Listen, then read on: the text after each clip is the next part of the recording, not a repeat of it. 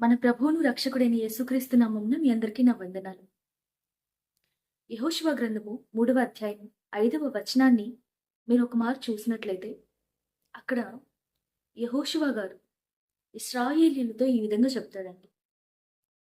రేపటి దినమున మీ మధ్య దేవుడు ఒక గొప్ప అద్భుతం చేయబోతున్నాడు. కాబట్టి ఈ దినమున మిమ్మల్ని మీరు పరిశుద్ధపరచుకోండి అని. ఈ దినాన మీతో కూడా దేవుడు ఈ మాట చెప్తూ ఉన్నాడండి.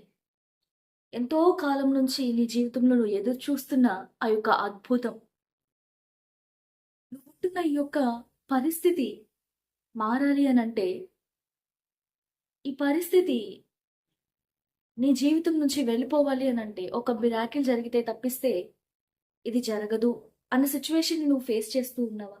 అయితే దేవుడు నీ జీవితంలో అద్భుతం చేయాలి అంటే ముందుగా ఈ దినాన నిన్ను నువ్వు పరిశుద్ధపరచుకోవాలి.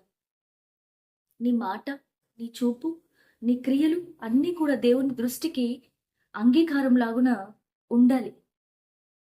చూడండి, ఏది విత్తుతామో అదే కోస్తాం. నిజమే కదా?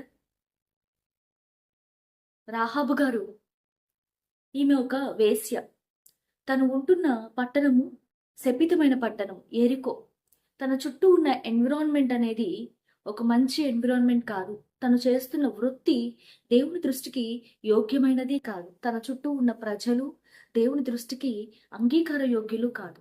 అయినప్పటికీ ఆమె వేగు చూడ్చేందుకు వెళ్ళిన ఇశ్రాయేలీయులని దాచిపెట్టి దేవుని యొక్క దృష్టికి తన క్రియలను బట్టి యోగ్యవంతురాలుగా కనిపించిందండి.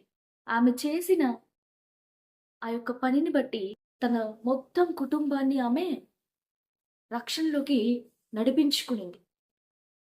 ఆ దినమున ఆమె తనని తాను పరిశుద్ధపరుచుకుంది కాబట్టి తన యొక్క జీవితంలో ఒక గొప్ప అద్భుతాన్ని ఆమె చూడగలిగింది. అయితే ఇశ్రాయేలీయుడైన ఆకాను, ఇశ్రాయేలీయులు దేవుని ఎన్నుకున్న జనాంగము, దేవుని సొత్తైన ప్రజలు, ఎన్నో అద్భుతాల మధ్య నడిపించబడుతున్న వీళ్ళలో ఒకడు ఆకాను. ఈ ఆకాను ఏం చేశాడు? శపితమైన దాన్ని తీసుకుని వచ్చి తన యొక్క గుడారము మధ్య భూమి లోపల ఒక చిన్న గుంట తవ్వి దాంట్లో పెట్టాడంట. తన చుట్టూ ఉన్న ఎన్విరాన్మెంట్ మంచిదే. తను ఒక మంచి సైనికుడుగా ఉన్నాడు. దేవుని దయను పొందుకున్న వ్యక్తి, దేవుని యొక్క ప్రణాళిక ప్రకారం నడిపింపబడుతున్న వ్యక్తి. కానీ తను చేసిన క్రియ దేవుని దృష్టికి యోగ్యమైనది కాదు. తనని తాను పరిశుద్ధపరచుకోలేదు. తనని తాను మాత్రమే కాదు, తన కుటుంబాన్ని కూడా మరణములోనికి నెట్టివేయబడటానికి కారణమయ్యాడు. కాబట్టి ఈ దినాన నువ్వేం చేస్తున్నావు అనే దాన్ని బట్టి రేపటి దినాన నీ మధ్యన ఏం జరుగుతుంది అనేది ఆధారపడుతుంది. ఈ దినాన నువ్వు దేన్ని దాచుతున్నావు అనేది రేపటి దినం ఖచ్చితంగా అది బయటకు వస్తుంది.